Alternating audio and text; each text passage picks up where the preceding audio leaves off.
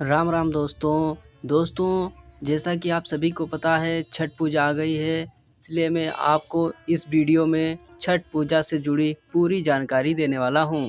तो शुरू करते हैं। दोस्तों, छठ पूजा भारत के सबसे प्राचीन और पवित्र पर्वों में से एक माना जाता है। यह पर्व सूर्य उपासना, मातृत्व, पर्यावरण और शुद्ध जीवन शैली का अनोखा संगम है। यह पर्व न केवल बिहार, झारखंड, उत्तर प्रदेश और नेपाल के तराई क्षेत्रों में मनाया जाता है, बल्कि आज पूरे भारत और विदेशों में बसे भारतीयों द्वारा भी अत्यंत श्रद्धा से मनाया जाता है। छठ पूजा की सबसे बड़ी विशेषता यह है कि इसमें किसी भी प्रकार की मूर्ति पूजा नहीं होती है, बल्कि प्रकृति के प्रत्यक्ष देवता सूर्य देव और छठी मैया की आराधना की जाती है। ये त्योहार 4 दिनों तक चलता है और हर दिन की अपनी एक अलग धार्मिक और वैज्ञानिक महत्ता होती है। इसे सूर्य षष्ठी व्रत भी कहा जाता है। अब मैं आपको बताने वाला हूँ आखिर छठ पूजा का इतिहास क्या रहा है, छठ पूजा कब से मनाई जाने लगी है और इसकी उत्पत्ति कैसे हुई। छठ पर्व की परंपरा वेदों के युग से जुड़ी हुई मानी जाती है। ऋग्वेद में सूर्य देव की उपासना के अनेक मंत्र हैं, जैसे ओम गृणे सूर्य आदित्य। यह मंत्र सूर्य की उष्मा, प्रकाश और जीवनदायिनी शक्ति की स्तुति करता है। पौराणिक ग्रंथों के अनुसार छठ पूजा का आरंभ त्रेता युग में हुआ, जब सीता माता ने अयोध्या लौटने के बाद यह व्रत किया था।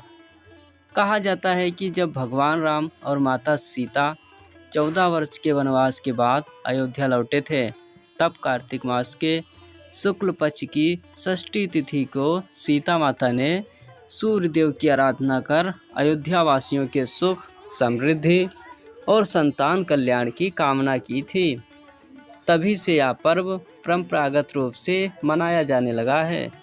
एक अन्य कथा के अनुसार महाभारत समय में कुंती पुत्र कर्ण सूर्य देव के परम भक्त माने जाते थे।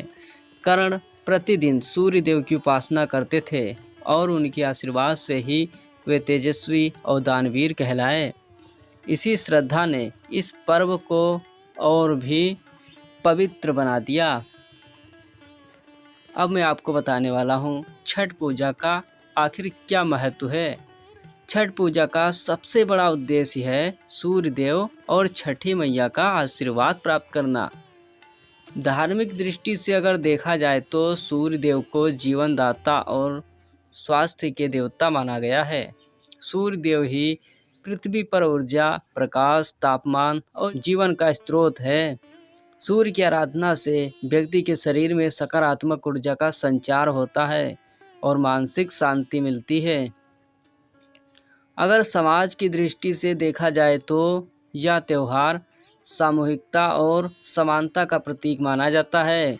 अमीर हो, गरीब हो, ऊंच नीच का कोई भेदभाव नहीं माना जाता है। सभी एक साथ घाटों पर सूर्य देव को अर्घ्य देने जाते हैं। इससे लोगों में संगठन बढ़ता है। यह पर्व स्वच्छता, अनुशासन और संयम का संदेश देता है। स्वास्थ्य दृष्टि से देखा जाए तो छठ पर्व के इस व्रत में उपवास, नदी स्नान, सूर्य की किरणों में खड़ा होना, यह सब शरीर के विषैले तत्वों को बाहर निकालने में सहायक होता है। सूर्य की किरणों में खड़े होकर शरीर को मिलने वाला विटामिन डी हड्डियों और त्वचा के लिए काफ़ी लाभदायक माना जाता है। अब मैं आपको छठ पूजा की एक पौराणिक कथा सुनाने वाला हूँ, जो इस छठ पूजा में जरूर सुनी जाती है। तो बहुत समय पहले की बात है, एक राजा थे, उनका नाम था प्रियव्रत। उनकी पत्नी, उनका नाम था मालिनी। वे अत्यंत सुंदर थीं, अत्यंत मनमोहक थीं, लेकिन दोनों के कोई संतान नहीं थी। वे संतान प्राप्ति के लिए अनेक यज्ञ और व्रत करते थे, किंतु सफलता नहीं मिलती थी। एक दिन की बात है, उन्होंने महर्षि कश्यप के निर्देश पर पुत्रेष्टि यज्ञ करवाया। इसके फलस्वरूप उनकी पत्नी मालिनी को एक पुत्र हुआ, परंतु वे शिशु जन्म के तुरंत बाद ही मृत्यु को प्राप्त हुआ। राजा और रानी अत्यंत दुखी होकर आत्महत्या करने का विचार करने लगे। फिर तभी एक दिव्य स्त्री प्रकट हुई। उन्होंने कहा, हे राजन, मैं षष्ठी देवी हूँ, ब्रह्मा जी की मानस पुत्री। मैं संतान की अधिष्ठात्री देवी हूँ। यदि तुम मेरी विधिवत पूजा और व्रत करोगे तो तुम्हें संतान सुख अवश्य प्राप्त होगा। तो राजा और रानी ने छठी तिथि को देवी की पूजा की और अगले वर्ष उन्हें एक सुंदर पुत्र रत्न प्राप्त हुआ। तभी से मानव समाज में यह व्रत आरंभ हुआ और छठी मैया के नाम से लोक संस्कृति में पूजित हुआ। अब मैं आपको बताने जा रहा हूँ छठ पूजा का शुभ समय क्या है। छठ पूजा कार्तिक मास के शुक्ल पक्ष की चतुर्थिथि से सप्तमी तिथि तक यानी 4 दिन तक मनाया जाता है। पहला दिन होता है नहाना खाना, दूसरा दिन होता है खरना, तीसरा दिन होता है संध्या अर्घ्य, शाम को अर्घ्य देना, फिर चौथा दिन होता है प्रातः अर्घ्य देकर पारण करना। तो पहले दिन का मतलब ये होता है इसी दिन व्रत करने वाला व्यक्ति प्रातः स्नान कर शुद्ध व्रत का संकल्प लेता है। गंगा या किसी पवित्र नदी में स्नान कर घर लौटकर साफ सफाई करता है। इस दिन का भोजन एकदम सात्विक होता है, जैसे लौकी, चने की दाल, चावल और घी का भोजन। इसी से व्रत की शुद्ध शुरुआत होती है। दूसरा दिन जो खरना होता है, इसका मतलब ये होता है इस दिन व्रत रखता है उसके लिए यह अत्यंत महत्वपूर्ण होता है। व्रती व्यक्ति पूरा दिन निर्जल व्रत रखते हैं और शाम को सूर्यास्त के बाद खरना का प्रसाद बनाते हैं। खरना प्रसाद में शामिल होता है गुड़ की खीर, रोटी और केले का भोग। व्रती पहले खुद ग्रहण करते हैं, फिर परिवार और पड़ोसी उस प्रसाद को ग्रहण करते हैं। इस दिन से व्रती पूरी रात और अगले दिन तक बिना जल भी ग्रहण किए रहते हैं। यह अत्यंत कठिन तप है। और जो तीसरा होता है संध्या अर्घ्य, यह दिन सबसे भव्य और लौकिक रूप से सुंदर होता है। जो व्रत करता है वह पूरे दिन उपवास रखकर शाम को जब सूर्यास्त होने लगता है तब वे अपने परिवार के साथ नदी, तालाब या किसी जलाशय के तट पर पहुंचते हैं। वहां मिट्टी या बांस की टोकरी में फल, ठेकुआ, सिंघाड़ा, नारियल, गुड़ और अन्य प्रसाद रखे जाते हैं। सभी लोग सूर्य देव को, अस्ताचलगामी सूर्य को अर्घ्य देते हैं। सूर्य की लालिमा में जब जल में दीपक और व्रती का चेहरा झलकता है तो वह दृश्य अत्यंत आध्यात्मिक और भावनात्मक होता है। और जो चौथा दिन होता है प्रातः अर्घ्य देना और पारण करना। इस दिन सुबह बहुत तड़के, बहुत सुबह ब्रह्म मुहूर्त में व्रत रखने वाला व्यक्ति और उसके परिजन पुनः घाट पर पहुंचते हैं।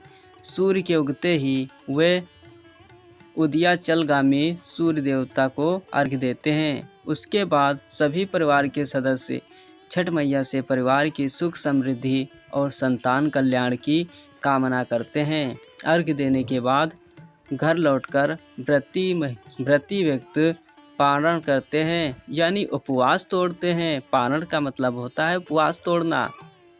फिर पारण में आमतौर पर अदरक, चिवड़ा, प्रसाद और पानी ग्रहण किया जाता है। अब मैं आपको बताता हूँ छठ पूजा में कौन सी वस्तुएं, पूजा सामग्री में क्या चीज़ रखा जाता है और उनका क्या महत्व होता है। बांस की टोकरी, दाउरा पूजा सामग्री रखने के लिए। ठेकुआ मुख्य प्रसाद है। गन्ना प्रतीक है समृद्धि और वृद्धि का। नारियल ये शुद्धता और समर्पण का प्रतीक है। केला, अमरूद, सेब आदि फल सात्विक भोग के रूप में। दीपक सूर्य की ज्योति का प्रतीक। दूध, जल और गंगा जल अर्घ्य देने के लिए। लाल कपड़ा पवित्रता और श्रद्धा का प्रतीक। दोस्तों, व्रती को चारों दिन अत्यंत शुद्ध, सात्विक और संयमी रहना चाहिए। व्रत के दौरान किसी भी प्रकार की अशुद्धि या क्रोध नहीं करना चाहिए। व्रत रखने वाला व्यक्ति शुद्ध वस्त्र पहनने चाहिए, जैसे नारंगी या पीले रंग के। प्रसाद में किसी प्रकार का नमक, प्याज, लहसुन का प्रयोग वर्जित है। व्रत रखने वाले व्यक्ति को पूजा स्थल और घर को स्वच्छ और सुगंधित रखना चाहिए।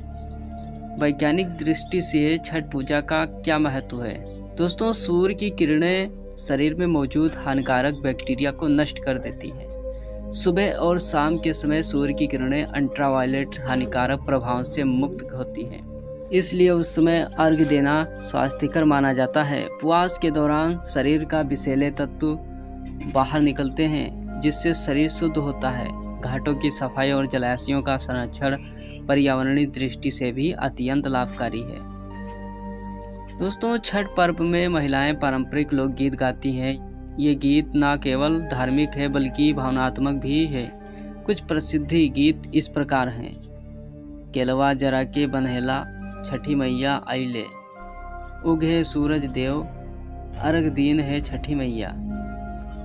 दोस्तों, इन गीतों में माँ बेटी, भाभी, ननद और समाज के सामूहिक संबंधों की झलक मिलती है। दोस्तों, यह पर्व एक साधारण धार्मिक क्रिया नहीं बल्कि जीवन का उत्सव है, जिसमें संयम, श्रद्धा, सेवा और स्वच्छता का संगम होता है। छठ पूजा यह भी बताती है कि हमारी संस्कृति में नारी शक्ति ही वह मूल तत्व है जो परिवार और समाज को आध्यात्मिक ऊर्जा देती है। दोस्तों, छठ पूजा सूर्य देव की उपासना का पर्व है जो हमें जीवन के हर क्षेत्र में प्रकाश और सकारात्मकता का संदेश देता है। यह केवल व्रत नहीं बल्कि प्रकृति, मानवता और आत्म संयम का संगम है।